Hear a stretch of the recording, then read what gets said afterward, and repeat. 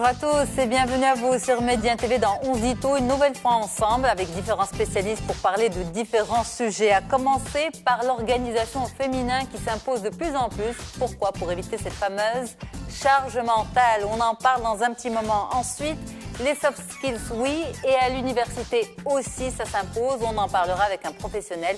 Et puis ensuite, ce fameux plafond de verre, pourquoi est-il tellement difficile à percer?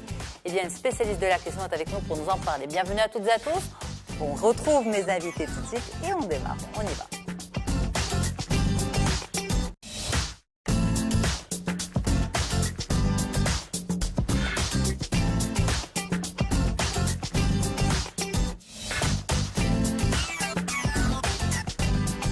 Et je suis très heureuse de vous les présenter, à commencer par vous. Nabila Benouhoud, bonjour. Bonjour. Merci infiniment d'être avec nous. Avec plaisir. Avec vous, cette histoire de l'organisation au féminin qui s'impose à nous. C'est un sujet, c'est pas parce qu'on est misogyne ou sexiste qu'on parle aux femmes. Au contraire, c'est parce qu'on veut prendre soin d'elles et qu'on sait qu'on se dit les femmes sont capables de faire tellement de choses et elles font tellement de choses et nous faisons tellement de choses en même temps que finalement on se retrouve avec cette fameuse charge mentale. On va en parler dans un petit moment.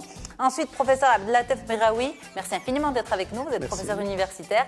Et avec vous, on va parler de soft skills. Alors, très souvent, on en parle au niveau scolaire, primaire, collège, lycée. Mais vous dites, il faut que ce soit aussi au niveau de l'université. D'ailleurs, d'autres professionnels du secteur tirent la sonnette d'alarme sur l'importance des soft skills au sein de l'université pour les étudiants. Et ensuite, on va parler du plafond de verre, une barrière difficile à briser. Oui ou non, Mona Sabahi, pardon. Oui ou non, toujours? Oui, car invisible. Car invisible, absolument, et tellement compliqué, mais tellement présente, avec un verre double épaisseur. Avec, comme l'a bien dit une chercheuse dans la question, le ciel de plomb. C'est pas un plafond de verre, mais on a un ciel de plomb. Tout à fait. Merci infiniment d'être avec nous.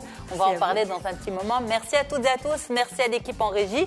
On y va sans plus tarder avec cette histoire de gestion pour les femmes. Ça s'impose à nous. On en parle tout de suite.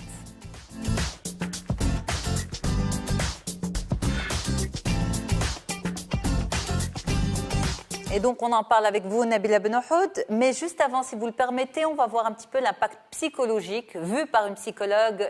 Rita Alami nous donne son avis. On regarde. On parle beaucoup plus de la charge mentale chez la femme que chez l'homme parce que plus souvent, les femmes sont à la maison. Alors, la charge mentale, c'est qu'on est tout le temps en train de penser et de réfléchir. Quand on est la journée, par exemple, au travail, eh bien, on pense au travail et à ce qu'on doit faire le soir à la maison.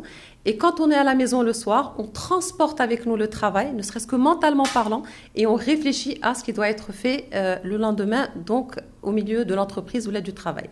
Donc, c'est vraiment une double tâche qui fait que les femmes qui ont cette charge mentale ont des risques que ce soit en termes de fatigue, d'épuisement cognitif, en termes de réflexion, d'épuisement physique, une fatigue, un ralentissement aussi et une diminution aussi, si vous voulez, de la productivité. Parce que à force d'être tout le temps en train de réfléchir à plusieurs choses en même temps, on finit donc par se fatiguer. Alors, on dit que les femmes sont plus concernées que les hommes. Je pose la question au seul homme présent avec nous sur le plateau, professeur Meraoui Abdellatif. Permettez-moi de vous poser cette question justement. Est-ce que vous êtes d'accord? Est-ce que les femmes sont, on va dire, souffrent plus de cette charge mentale? Est-ce qu'on pense à beaucoup plus de choses que vous? Est-ce qu'on gère beaucoup plus de choses que vous? Est-ce que c'est vrai? Oui, c'est vrai, mais ça ne devrait pas l'être. Je pense que notre société devrait évoluer pour que justement que cette charge doit être partagée. Et je pense que c'est un peu le sujet qu'on va traiter tout à l'heure concernant les soft skills, qui va exactement dans ce sens-là pour qu'on puisse vraiment élever nos enfants dans un autre cadre et dans un autre système. Et ce qui va permettre aussi aux femmes de briser ce plafond de verre aussi, en fait. Tous les sujets sont liés d'une manière ou d'une autre. Oui, voilà. Alors, Nabila Benouhoud, dites-nous, on l'a vu, cette charge mentale est là. À défaut aujourd'hui de pouvoir du jour au lendemain switcher vers un équilibre complet, mais en même temps ce sont, on va dire, les compétences cognitives de la femme. C'est vrai, c'est notre savoir-faire féminin qui fait que finalement on se retrouve à gérer 36 000 choses à la fois. Comment on peut s'organiser? Alors d'abord, avant de savoir comment s'organiser, il faut dire que la femme croit qu'elle est capable de tout faire. C'est vrai qu'on peut le faire. Oui. Mais le problème, c'est qu'elle va tomber dans son propre piège. Tout à fait. C'est très simple, je suis au travail, vous êtes en plein tournage Yasmine, mais en même temps, votre tête est en train de cogiter qu'est-ce que je veux faire juste après. Donc, vous avez déjà planifié toute la soirée, ce que vous allez faire demain et après-demain. Donc, vous n'êtes jamais concentré sur une seule chose à la fois.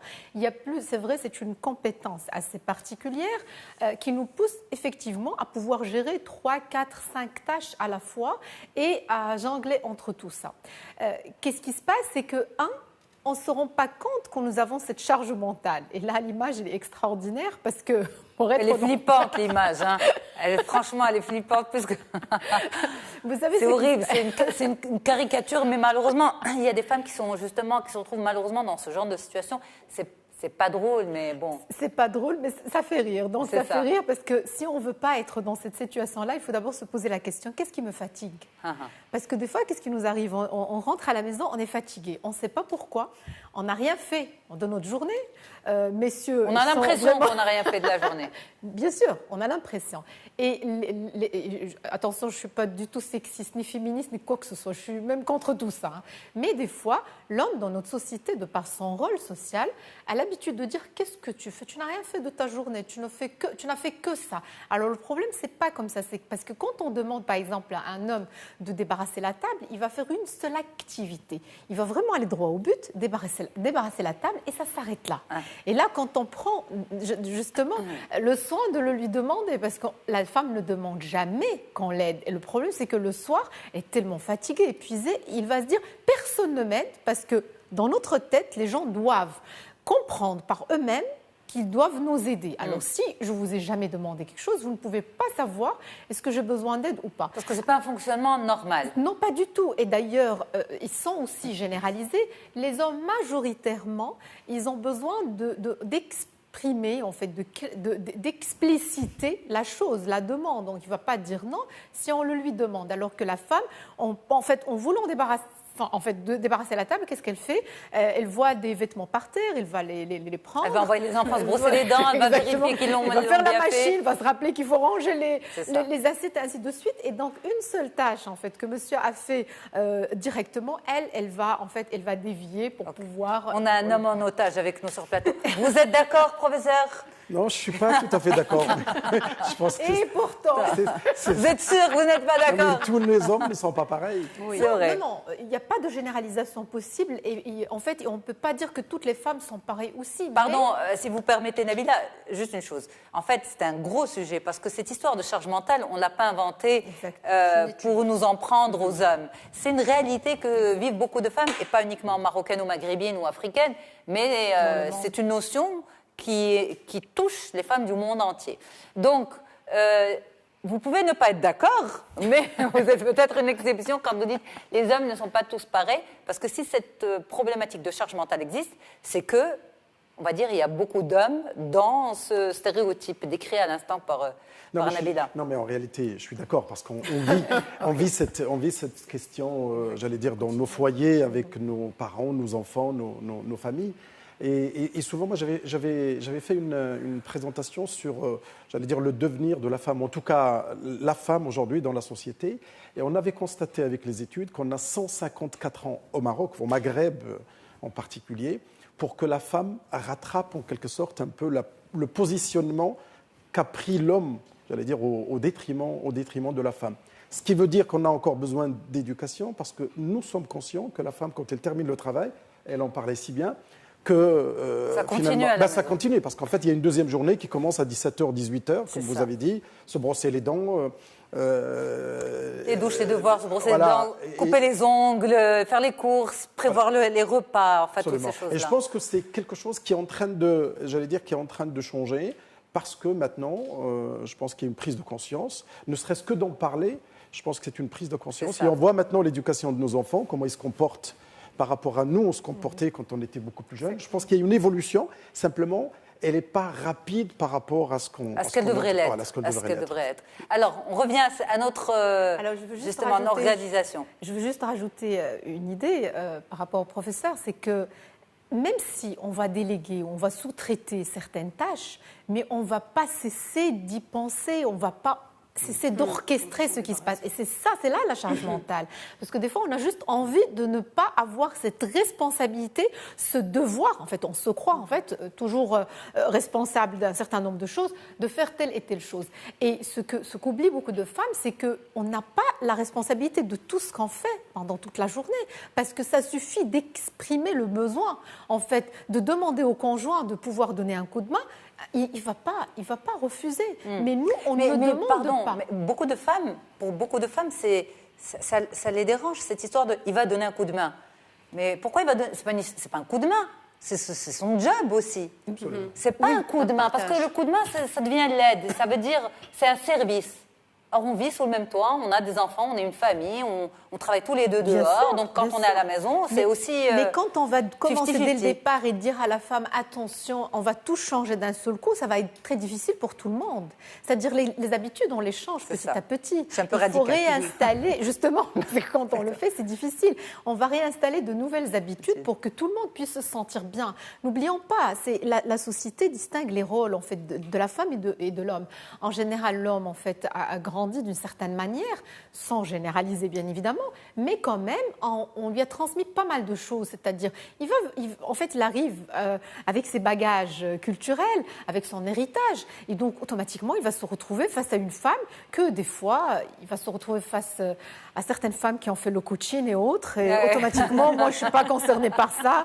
Donc, effrayer le pauvre. Le développement personnel. Mais le pauvre, en fait, il n'est pour rien. D'ailleurs, finalement, c'est aussi, on va encore dire, madame, si vous voulez commencer, en fait, par réorganiser votre monde, commencez par exprimer les besoins. On a des besoins insatisfaits, on doit les exprimer. On ne doit pas toujours attendre que X et Y comprennent ce qu'on pense derrière, en fait, le mot qu'on vient de dire. Et donc, c'est comme ça que ça commence. Exact. Alors, une organisation, c'est quoi? Ça ne veut pas dire aux femmes, vous allez démarrer votre journée à 7 h du matin pour la finir à 20 h, et voilà comment vous allez faire. Mais c'est comment, justement, faire en sorte de moins réfléchir. Est-ce qu'il y a un mode d'emploi? Alors déjà, il n'y a pas un mode d'emploi, mais chacun peut se créer son propre mode d'emploi en fonction de son écologie. En fait, nous avons un environnement qui change en fait, d'une personne à l'autre, mais il y a 3 points. Premièrement, il y a l'organisation mentale. C'est-à-dire d'abord, je dois comprendre qu'est-ce qui me dérange dans mes jours, qu'est-ce qui me dérange dans ma vie, qu'est-ce qui me fatigue, parce que des fois, on se retrouve réellement à ne rien faire, c'est-à-dire physiquement parlant, mais on est fatigué. Si j'arrive à répondre à la question, je veux tout simplement commencer par comprendre ce que j'ai comme charge mentale ici. Est-ce que c'est important? Est-ce que c'est urgent? Parce que déjà, ça, c'est des questions auxquelles il faut répondre. Par moment, on est tout est urgent, tout est important, alors que ce n'est pas le cas. On se fixe des objectifs qui ne sont pas vraiment réalisables pendant une journée, parce qu'il n'y a que 24 heures, il faut dormir, il faut manger, il faut faire beaucoup de choses. Et donc là, il faut commencer par ça. Deuxièmement, il y a l'organisation au niveau de la maison. Comment je m'organise chez moi et dans mon bureau et dans mon espace travail. Et là aussi, je ne dois pas m'encombrer, je ne dois pas être dans un environnement où je me sens vraiment, moi, je suis de trop dans mon environnement parce que je n'arrive pas à me retrouver. Mais quand vous avez des femmes qui vous disent, écoutez, moi, quand je ne suis pas là, j'ai l'impression que rien ne va, ou si je ne le fais pas moi-même, c'est pas possible. Mais demain, on pourra, d'un seul coup, en fait, on meurt, et puis voilà, le monde va continuer sans nous. Il faut savoir ça. Vous savez, moi, j'ai une idée, en fait, ça fait à un moment donné, je n'arrête pas de le répéter, je veux éduquer mes enfants de manière à ce qu'ils puissent s'en sortir sans moi, parce qu'au moment où je vous parle, peut-être je disparaîtrai.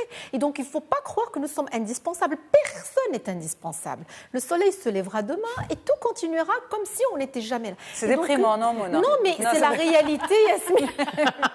Je vous le dis sans aucun... C'est-à-dire, il n'y a pas de tristesse, mais c'est une prise de conscience. Mais vraiment, c'est une prise de conscience, parce que vaut mieux comprendre ça pour pouvoir savourer ces jours, pour pouvoir vivre chaque instant et pour pouvoir vivre pleinement avec ses enfants, avec son conjoint, avec sa famille, que de se dire, mais je suis là, omnisciente, omniprésente, omnipotente, je suis ouverte. Alors que le problème, c'est que demain, en fait, on peut trouver quelqu'un qui pourra faire les mêmes tâches. Donc ça s'appelle le lâcher-prise. Exactement. Lâcher-prise. On se relaxe un petit peu. tout va bien. S'il y a des jouets par terre, c'est un signe de vie à la maison. Si on reçoit des invités à la dernière minute, il n'y a pas de problème. À la bonne franquette, une petite salade et ça passe. On n'est pas là à être parfaite. On n'est pas parfaite. Madame, vous n'êtes pas parfaite. Vous êtes juste vous-même. Essayez de vous écouter, de vous aimer, d'être bien dans votre peau. Et organisez-vous dans votre tête déjà pour que vous puissiez faire des activités qui vous permettent d'être bien. Parce que si on n'est pas bien, personne ne sera bien. Parce qu'à la maison, quand on rentre le soir en criant, ni les enfants, ni le mari, ni les murs, ni les meubles, ni les voisins ne sont bien. Exactement. Alors, on a les questions des téléspectateurs Rabia qui vous dit quand je suis organisée, on me reproche d'être rigide. Il ne faut pas non plus. Vous savez, ce n'est pas un régime militaire, parce que des fois, c'est ça la perfection. Vous savez, j'ai toujours été dérangée par le salon marocain, qui est toujours bien fait, parce qu'il va y avoir quelqu'un qui va venir à n'importe quel moment, qui vient jamais. On n'a jamais utilisé le salon. Non, le salon, on doit l'utiliser, l'organisation. Il n'y a pas de rigidité, il y a toujours, vous savez, il faut toujours laisser une marge de temps pour les impondérables, on ne sait jamais qu'est-ce qui pourrait se passer. Donc, et quand vous avez des femmes, par exemple, qui vont vous dire, écoutez, moi, mon mari, avec cette expression marocaine, à la Darija, me fait chiche. Il est comme ça. Si je ne fais pas tout, si je ne le sers pas, il est comme ça. Je n'y peux rien, je ne peux pas le changer. Donc, qu'est-ce qu'elle fait? Elle part. Qu'est-ce qu'elle fait? Justement, comment elle peut baisser de le miroitement. Écoutez, le mari ou la femme, c'est-à-dire on installe comment elle peut diminuer de cette charge mentale? Tout doucement. En ayant, on va dire, d'une manière ou d'une autre, quelqu'un qui va bloquer le processus.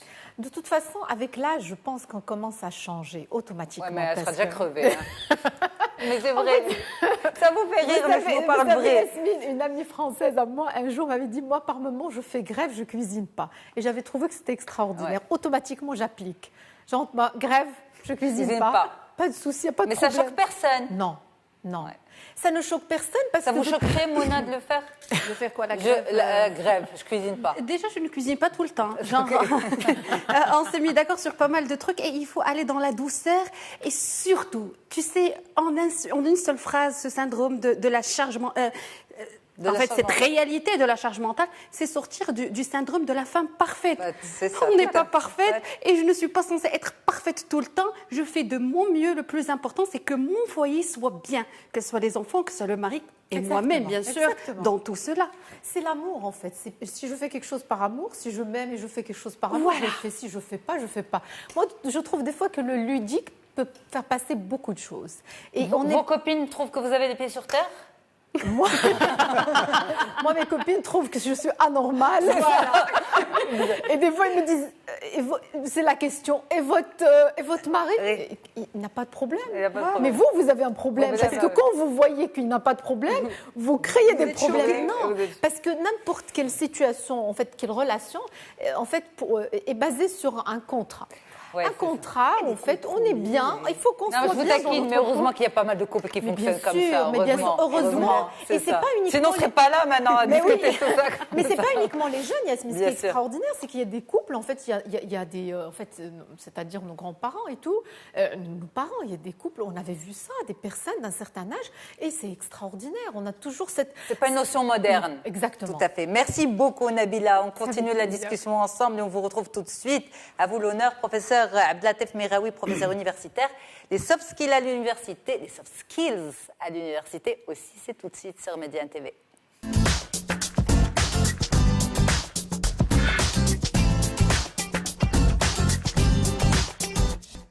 Alors justement, on va commencer par ce point. Vous avez dit, en installant les soft skills à l'université, eh bien, ça va permettre aussi de rendre service aux futurs couples. Comment ça? Oui, pour faire le lien avec le sujet qu'on discutait tout à l'heure. Les soft skills, pour expliquer aux téléspectateurs ce que ça veut dire, parce que ça englobe beaucoup de choses et c'est un terme anglophone. Et si on devait le traduire, c'est les compétences douces ou les compétences transversales. Le savoir-faire. Le savoir-faire, le savoir-être. Et donc le savoir-être qui permet un peu aux gens d'abord d'avoir des compétences comportementales, des compétences transversales et humaines surtout. Et donc, bien évidemment, ce dont on discutait tout à l'heure, c'est vraiment le prolongement et j'allais dire la solution, j'allais dire à toutes ces problématiques, parce qu'on le commence très tôt. Et le plus tôt possible, bien évidemment, c'est le mieux, Mais ça va au-delà. Ça va bien sûr dans le comportement, dans les familles, dans le comportement, j'allais dire, humain et avec le voisinage, avec, j'allais dire, l'entourage, y compris dans le travail. Mais dans l'université, on s'en occupe plutôt sur le plan de compétences, je dirais, qui permettent aux jeunes de pouvoir, j'allais dire, s'insérer professionnellement et surtout d'avoir les compétences qui leur permettent de changer d'emploi, qui leur permettent, je le dis en anglais parce que c'est le vrai terme, d'avoir l'empowerment qui complète en quelque sorte les formations techniques. Pourquoi cette prise de conscience aujourd'hui de l'importance des soft skills au niveau de l'université aussi? Alors en réalité, ça existait, mais l'université n'avait pas réservé de place ou j'allais dire d'espace temporel ou même spatial pour que vraiment ça soit traité de manière, j'allais dire, plus consistante. Sauf que aujourd'hui, on constate que l'évolution, on parle aujourd'hui de la révolution industrielle 4.0, mais il y a eu beaucoup d'autres révolutions. Mais aujourd'hui, elle devient encore, je dirais, un peu plus percutante. Et on constate qu'à chaque fois que les gens n'ont pas ces capacités de soft skills, c'est eux qui se retrouvent en quelque sorte dans une situation plus difficile. Et donc, si je peux décrire, et les téléspectateurs vont le comprendre facilement, dans mon temps, on a la cinquantaine, et lorsqu'on finissait nos études, on avait un emploi presque à vie. On pourrait éventuellement évoluer une fois ou deux, j'allais dire, dans le poste. Et alors qu'aujourd'hui, on a des enfants, ce que j'appelle la génération alpha, qui a de 2010-2011 et qui va bientôt subir encore cette disruption. Bien évidemment, ils vont changer 10, 15 fois, 20 fois d'emploi.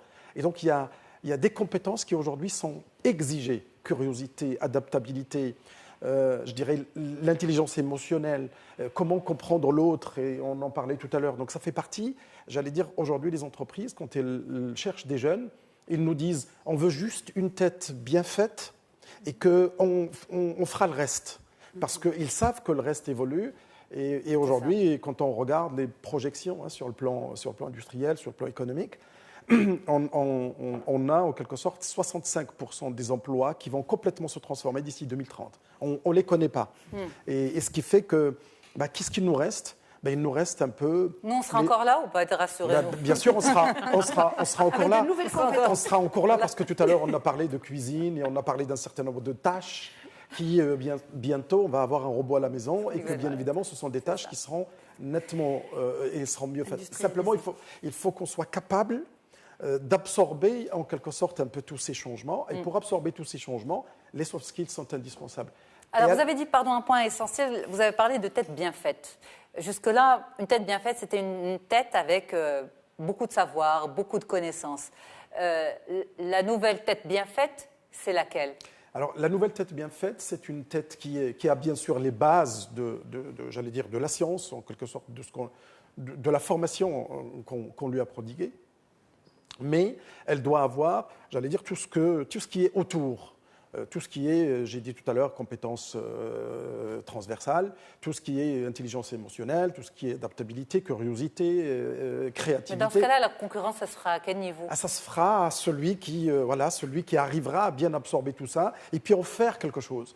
Parce que quand on met un bon technicien dans une équipe, alors, bien évidemment, on n'attend pas simplement la technique. Et je donne des exemples concrets. Demain, par exemple, on est en train de parler des nouveaux paradigmes concernant le transport urbain, l'énergie, la mobilité, enfin tout ce qu'on veut.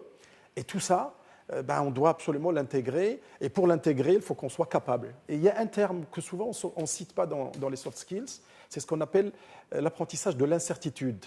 Parce que jusqu'à présent, on a toujours appris à nos enfants, on a appris à l'école, tout est certain, en quelque sorte, quand on fait une équation mathématique, c'est certain, alors qu'en réalité, l'incertitude devient un paramètre indispensable et qui fait partie des soft skills. Et j'intégrerai encore plus loin toute la partie communication. Et dans la communication, il y a également les langues. Et surtout quand on a des débats comme ceux qu'on a aujourd'hui dans notre pays concernant les langues, on se pose des fois des questions parce qu'on se dit, on cherche plutôt à mettre une langue supplémentaire et plutôt entasser, plutôt rajouter les langues plutôt que d'en supprimer.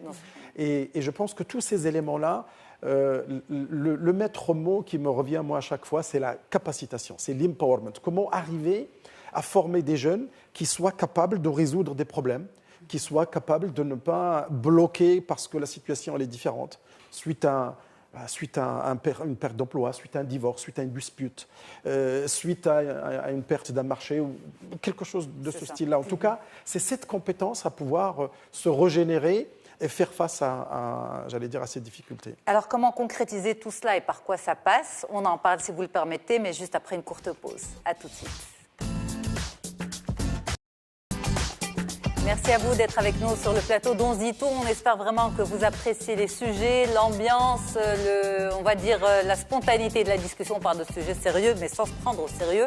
Et je pense que c'est ce qui vous plaît et vous intéresse également. Merci à vous d'être avec nous sur le plateau. Merci aux spécialistes Nabila Benohoud, professeur Abdelatif Miraoui et Mounas Bahi. On se retrouve dans un petit moment pour parler du fameux plafond de verre. On a parlé de la charge mentale chez la femme. Et puis à présent, on parle des soft skills à l'université également. Ça s'impose. Justement, professeur Miraoui, vous le dites, pourquoi d'autant plus que ces jeunes seront directement confrontés au monde du travail qui est extrêmement évolutif, en pleine évolution, en pleine transformation, et on attend de ces jeunes d'être de plus en plus flexibles. Alors, vous avez beaucoup insisté sur l'empowerment de ces jeunes par les soft skills, mais maintenant, par quoi ça passe? Alors, ça passe bien évidemment par la formation, et on y est à l'université. Et nous, on a eu, je dis encore nous, quand j'étais président de l'université Qadayad, on était les premiers à Marrakech. On était les premiers dans le milieu universitaire francophone à avoir introduit dans les facultés, ce n'est pas dans les écoles d'ingénieurs, mais dans les facultés, les formations de soft skills, parce qu'il nous a semblé que c'était les éléments qui discriminent. On les a mis en forme, en quelque sorte, avec des programmes bien définis, de telle sorte que les jeunes puissent les recevoir. Alors, la difficulté que nous avons toujours dans les universités, du Sud en particulier, c'est que le tissu des étudiants est un tissu qui est plutôt de familles modestes. Et donc, bien évidemment, nous savons que les soft skills, les compétences transversales, l'éducation, le savoir-être en général, il est quand même un peu, il est lié aussi à l'origine familiale. Bien évidemment, il y a des techniques, il y a un apprentissage, mais qui permettent d'avoir le plus qu'il faut pour justement affronter le monde socio-économique. Mais dans nos universités, et particulièrement à accès ouvert, parce que c'est là qu'il y a le plus de jeunes qui en souffrent, donc nous avons mis en place ces formations. D'abord, développement personnel, développement du projet professionnel, puis en même temps aussi tout ce qui est intelligence émotionnelle. Comment essayer d'aider l'autre avec l'empathie. Et l'empathie, ce n'est pas de la compassion. C'est comment connaître... Ça s'est passé comment? À travers des ateliers? Parce que c'est vraiment le cœur de la discussion au sein de notre société marocaine aujourd'hui. Et vous avez donné l'exemple de l'université, des facultés à accès ouvert. Et donc, vous avez parlé justement de la problématique de certaines couches sociales. Et c'est tout ça, on se dit finalement, soft skills, c'est que pour la catégorie défavorisée. Vous dites que ce n'est pas vrai, on peut faire ça au sein des universités publiques, au sein des facultés. Je crois qu'il est indispensable aujourd'hui de l'intégrer dans toute l'éducation, dans le sens vraiment le plus large, à partir du primaire jusqu'à l'université. Parce que l'université, ça lui permettra peut-être de se consacrer j'allais dire un peu à l'enseignement des compétences transversales, mais de manière encore beaucoup plus poussée, beaucoup plus scientifique. Alors nous, on a commencé bien évidemment par la partie la plus, je dirais pas la plus basique, mais la plus élémentaire, parce que c'est là où on doit commencer, parce que ça n'est pas fait, je dirais, avant. Mais ce qu'il faudrait savoir, ce n'est plus, j'allais dire, un dessert. C'est un plat de résistance aujourd'hui dans l'éducation et dans la formation en général. Quand vous dites on a commencé par le basique, on a commencé comment savoir s'adapter, comment savoir reconnaître, j'allais dire un peu, ou être plutôt dans l'empathie, mais différencier vraiment, mais avoir la vraie empathie, comment essayer de faire face à l'adaptabilité en quelque sorte, un peu au changement. Mais ça se faisait à travers quoi? À travers des jeux séminaires, de rôle, des séminaires, des jeux de rôle, mais c'est plutôt des formations qui sont bien cadrées par des coachs. Je pense que l'université aujourd'hui de Marrakech a fait travailler, il me semble, une quarantaine de coachs à l'échelle nationale, et avec un programme bien défini. Et nous avons fait une évaluation d'abord de ce qu'on a comme potentiel des étudiants et qu'est-ce qu'on peut leur donner pendant. On l'a fait que pour les masters, parce que bien évidemment, il fallait qu'on commence. Mais maintenant, le ministère est en train de travailler pour le descendre encore à tous les niveaux. Mais sur quoi je voudrais insister. Et ça a donné quel résultat?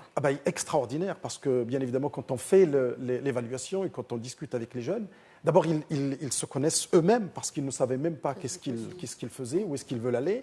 Et puis en même temps, ils progressent pour mettre la technique à côté de ces compétences-là, que souvent on considère que c'est pas très important, parce qu'on est resté dans l'esprit que finalement, pour être ingénieur, il suffit juste d'apprendre les équations, il suffit juste d'apprendre son métier. D'être un bon élève. Voilà. Et alors qu'en réalité, les entreprises, ce n'est plus que ça. C'est qu'ils veulent changer, un peu de thématique tous les 6 mois parce que les contrats ne sont pas dedans. Et puis en même temps, savoir aussi travailler en groupe, savoir mener une équipe, savoir s'intégrer dans une équipe, ce n'est pas donné à tout le monde.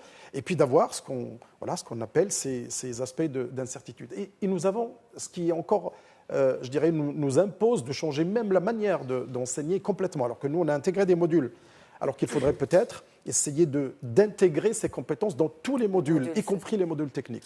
Et souvent, on a affaire aujourd'hui à des jeunes que j'appelle, moi, la génération alpha, qui va arriver là, en ce moment, qui est née avec l'iPhone, et qu'on ne peut plus se comporter de la même manière. D'abord parce qu'il y a le numérique qui est rentré, cette digitalisation, et puis qu'il y a aussi cet aspect, d'adaptation de nous-mêmes par rapport à ces jeunes-là. Alors souvent, on dit, les jeunes, ils n'écoutent pas. Ils ne s'intéressent pas à ce qu'on leur fait en classe, etc. Parce qu'on a une pédagogie passive, parce que nous-mêmes, on devrait, réétudier un peu les compétences transversales pour essayer de comprendre l'autre, de comprendre les jeunes. Et je pense que ces aspects sont en train aujourd'hui d'évoluer dans tous les pays du monde. Et si on veut, on peut y faire face, il faudrait l'élargir. Alors, il y a les soft skills qu'on peut enseigner de manière... un peu dans une classe avec un professeur et qui est en train d'animer. On le fait souvent sous forme un peu de team building, pas sous forme de cours magistral ou pas sous forme, passive. C'est plutôt dynamique de telle sorte que les jeunes puissent réagir à des études de cas. Et qu'il faut absolument maintenant aller plutôt dans une autre pédagogie et qu'il faut l'installer avec ce qu'on appelle le para-universitaire ou le parascolaire. Ça veut dire que toutes les actions qu'on peut faire à côté, hors classe, doivent aller... Être réfléchies, pensées, il y a un message derrière et un but absolument. derrière. Et travailler avec eux de telle sorte de pouvoir donner des exemples, y compris dans le sport, dans le jeu, pour que les jeunes puissent vraiment s'y imprégner de manière, complète. Et tout à l'heure, Mona, elle parlait tout à l'heure de cet aspect de partage dans le couple, etc. Nabila, pardon, excusez-moi. Et donc, on partage un peu des tâches ménagères. Je pense que le travail doit se faire justement là. Il doit se faire beaucoup plus tôt, bien évidemment, lorsque les jeunes sont en maternelle, lorsqu'ils sont en primaire, mais que ça vienne aussi à l'université pour qu'il y ait vraiment une prise de conscience que finalement l'homme et la femme sont égales et que ce n'est pas simplement un discours qu'on peut tenir, dans des salons et que ça ne concerne éventuellement que les femmes intellectuelles. Mais est-ce qu'il y a quand même des résistances de la part des jeunes? Parce que vous dites chacun son background, chacun son, background d'éducation, son bagage. Est-ce qu'il peut y avoir des résistances? Alors, liées à des croyances, liées à... Les résistances, les premières résistances qu'il y a eu, c'est d'abord les résistances des enseignants, les enseignants-chercheurs, parce que vous leur dites, je viens vous arracher sur 6 modules, je vous prends 2, et les 2 modules, je les mets là-dedans, je les mets dans les langues, la culture et les soft skills. Donc déjà, vous leur dites de faire de ce que vous faisiez dans 6 modules, vous les faites en 4. Alors que les étudiants, absolument pas. Les jeunes ont tout compris.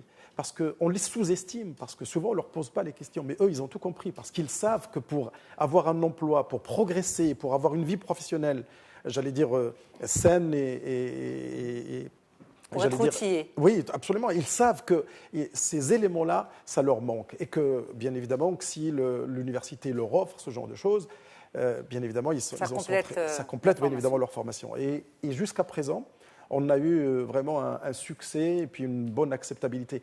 Et je pense que c'est pas simplement pour le cas d'universités marocaines ou de jeunes qui viennent de familles modestes. C'est aussi des familles, les jeunes qui viennent de familles soi-disant aisées, parce que les soft skills ne touchent pas simplement le savoir-être.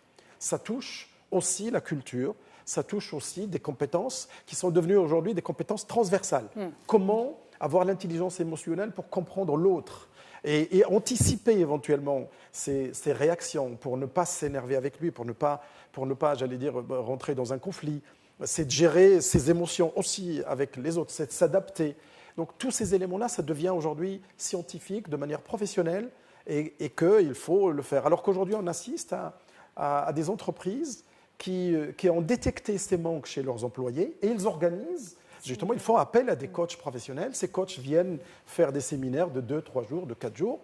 Et en réalité, on pourrait peut-être réserver ces séminaires à des choses encore plus performantes. Absolument. Mais on devrait prodiguer ces enseignements à l'université pour que les jeunes, quand ils arrivent, ils ont déjà ces compétences. Mais justement, on a la question de Hamid qui vous dit, est-ce que ce n'est pas trop tard pour introduire les soft skills à l'université ?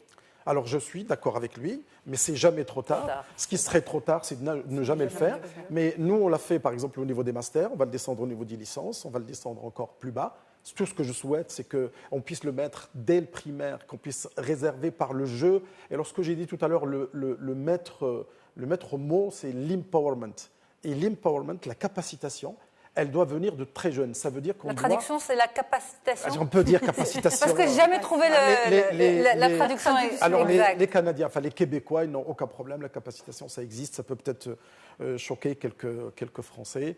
Mais c'est le terme le plus exact. Apprendre aux jeunes à être autonomes, à résoudre des problèmes. Comme dit, sa mère n'est pas là, ou son père n'est pas là, il faut qu'il soit capable de se débrouiller. Quand il change d'emploi, il soit capable de pouvoir s'adapter et s'insérer professionnellement. Et je pense que ces éléments-là viennent par la capacité de résoudre des problèmes, mais que ça vienne de très bas. Alors que notre système aujourd'hui d'éducation, c'est un système où on gave. On est en train d'apprendre par cœur, on est en train de donner en quelque sorte un peu des recettes. Mais on ne donne pas son avis forcément. Voilà, et donc alors qu'en fait on doit changer notre façon d'enseigner, et je pense qu'il y a des modèles, je prends le modèle québécois que j'apprécie le plus sur cet aspect, et dès jeune âge, on apprend aux enfants à résoudre des problèmes, à éventuellement apprendre des leçons en travaillant, en jouant, et c'est ce qui permet après de toucher. Je suis obligée de vous arrêter, sinon on va me dire que je ne laisse pas Mouna parler de son sujet et que finalement on donne plus de temps de parole aux hommes qu'aux femmes, alors qu'on va parler de plafond de verre. Donc merci infiniment. J'ai dit tout à l'heure qu'il y a 154 ans pour que vous ne rattrapiez. Donc vous avez le droit à quelques minutes. Merci infiniment, professeur. Je pense que le gros du message est passé.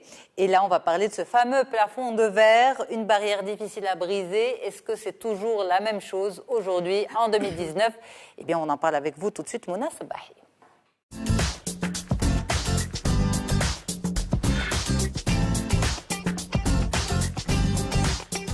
Merci beaucoup d'être avec nous, Mouna. C'est un plaisir de vous recevoir. Partagez. Alors, vous êtes responsable spécialiste RH, coach, consultante. Et justement, cette histoire de plafond de verre, je ne vous pose pas la question si elle existe vraiment. Elle existe. On sait qu'il existe. Elle existe. C'est indéniable. C'est ça. Alors, aujourd'hui, est-ce que notre contexte marocain, maghrébin, africain est un contexte, on va dire, parce que ce n'est pas une notion propre à notre culture ou à notre pays, c'est une problématique universelle, mondiale. Mais est-ce que les raisons de l'existence de ce plafond de verre chez nous sont différentes d'autres pays, d'autres continents? C'est toujours les stéréotypes et les rôles. Maintenant, comment les stéréotypes au Maroc, en Afrique ou dans les pays du Maghreb sont développés et sur quelle base et leurs origines, ça diffère bien sûr de chez nous à d'autres pays, mais ça n'empêche, l'origine elle est toujours la même. Comment les rôles se sont développés dans les sociétés, comment les rôles sont octroyés, comment est faite notre perception de la femme et de l'homme, comment est faite notre perception de la femme dans l'entreprise, puisqu'on parle aussi surtout aujourd'hui, du plafond de verre en entreprise et bien sûr de son Mais c'est la même chose partout, en politique, en entreprise, quelles que soient les sphères. Le plafond de verre existe partout. D'ailleurs, aujourd'hui, et en parlant du monde de l'université, il y a de plus en plus de femmes diplômées avec de très hauts diplômes, de très bons niveaux de diplômes universitaires, d'écoles d'ingénieurs, etc. Et ils intègrent au même titre que les garçons le monde de l'entreprise. Ils arrivent à un certain niveau de la hiérarchie et ça bloque pour que les gens comprennent qu'est-ce qu'on veut dire par ce plafond de verre. C'est une barrière à l'accès à la promotion. À certaines sphères bien précises, surtout le top management. Ou bien certains postes, en fait, on parle du plafond de verre, mais on parle aussi de la paroi de verre. C'est-à-dire, il y a certains domaines qui restent masculins, genre l'ingénierie, tout ce qui est travail sur le terrain, etc. On trouve plus d'hommes que de femmes. Donc, il y a la paroi, mais surtout le plafond, parce qu'elle peut bien percer. On arrive à un certain moment et ça bloque. Une question justement, au niveau de l'université, on va dire les grands postes, c'est doyen, président, c'est surtout des postes tenus par des hommes. Oui. Majoritairement. Oui, majoritairement parce que c'est quand même des milieux où c'est quand même des postes un peu très prenants. Et on ne trouve pas, moi quand je suis arrivé à l'université, je voulais avoir la parité, surtout quand je dirigeais l'Agence universitaire de la francophonie. On avait fait signer aux universités pour avoir la parité dans la gouvernance.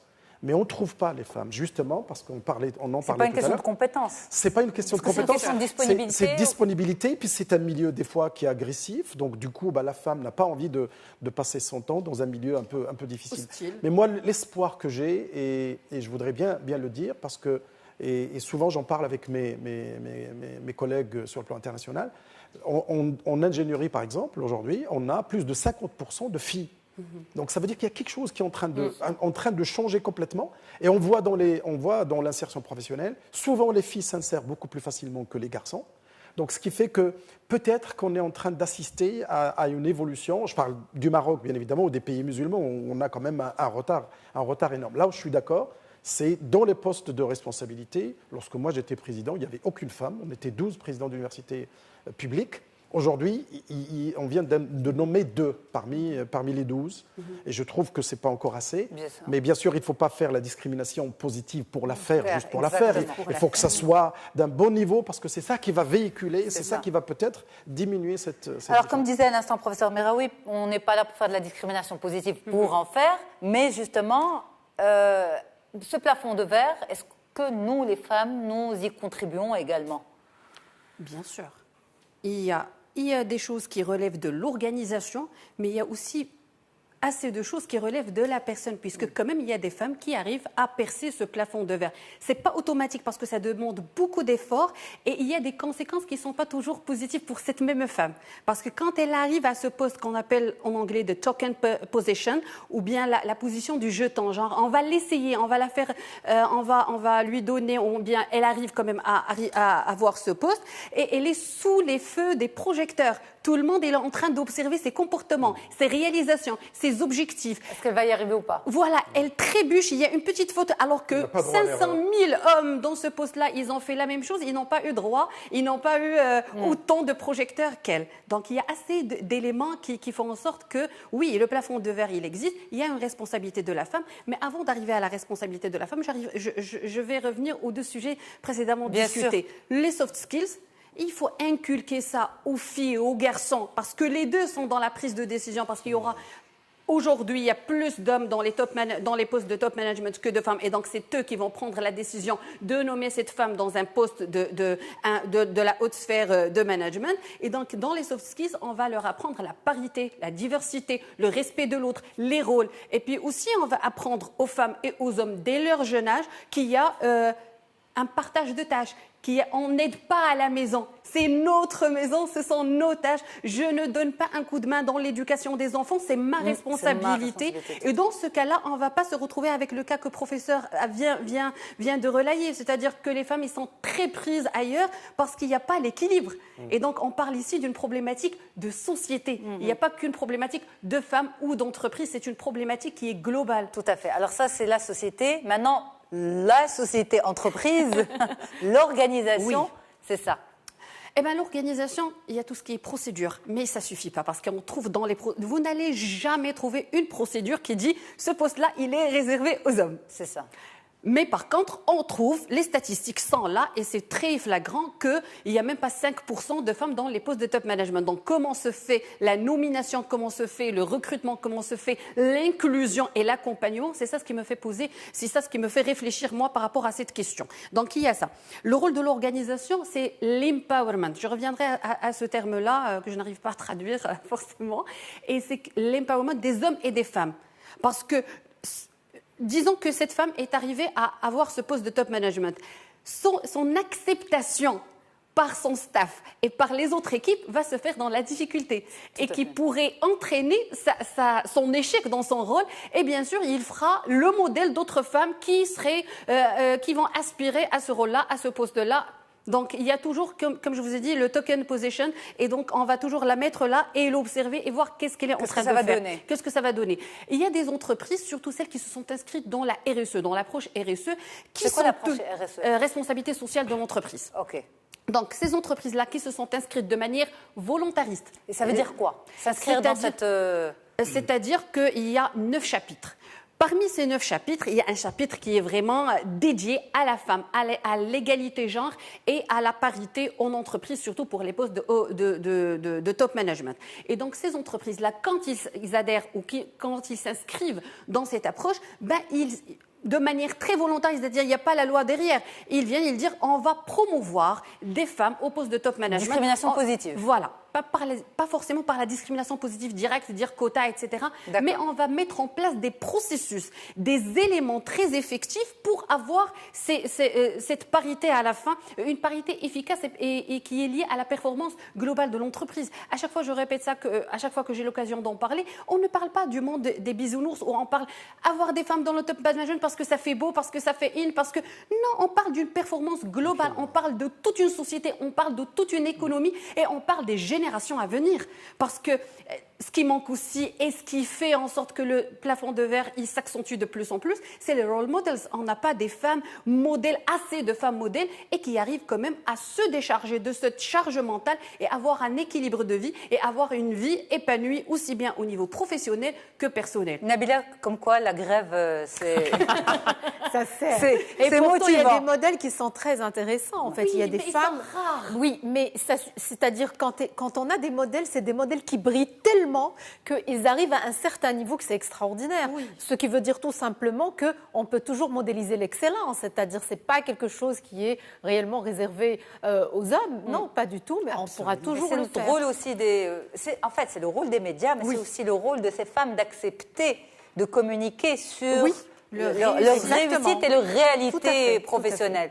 Et justement, lorsqu'elles arrivent à certains postes très prenants, elles filtrent leur communication. Et leur communication devient uniquement technique par rapport à leur poste ou à leur exercice. Mais elles n'entrent pas dans le jeu de contribuer à la construction de la société. Parce que ça, on va dire, c'est aussi un engagement moral qui doit faire partie de leur...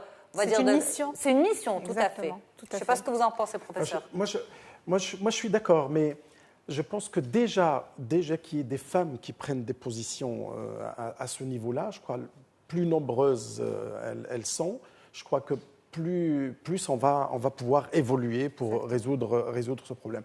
Mais moi, j'ai vu à chaque fois en tout cas des 8 années que j'ai passées à l'université, j'ai veillé d'abord parce que c'est une croyance personnelle, mais c'est aussi j'allais dire un peu un projet que j'ai fait au niveau des universités francophones lorsque je présidais l'agence.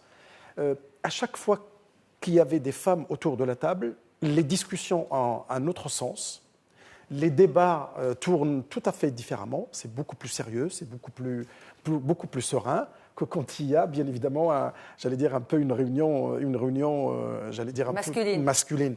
Et je pense que tous ces éléments-là, je pense que la présence des femmes à haut niveau, il faut bien évidemment la promouvoir, mais il faut toujours la promouvoir dans le sens de compétences. Parce que pour servir cette cause, il faut absolument que les gens soient compétents et qu'il n'y ait pas de discussion sur le truc. Et la femme ne devrait même pas se poser la question, est-ce que je vais plaire?